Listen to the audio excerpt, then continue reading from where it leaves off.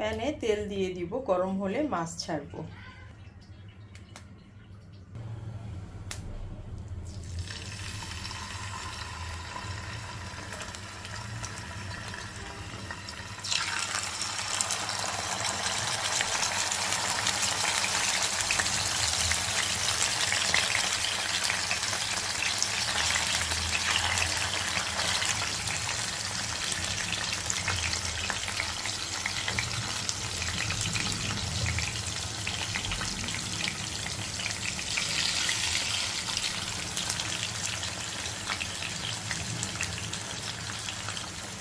আল্লাহ পাক সবার রিজিক বরকতময় করে তুলুন।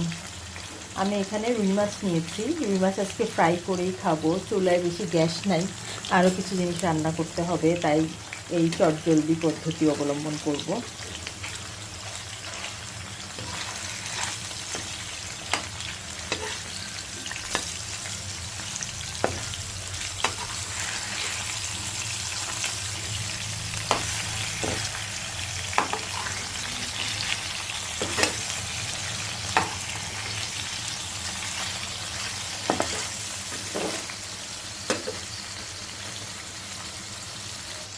মাছগুলো বেশ কড়কড়ে করে ভেজে তুলবো, গরম ভাতে বেশ জমে যাবে। সাথে থাকবে আলু ভর্তা আর ডাল।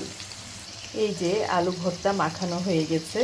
এখন মাছ ভাজা হলেই গরম গরম মাছ ভাজি দিয়ে ভাত খাবো। আলহামদুলিল্লাহ, সবাই দোয়া করবেন।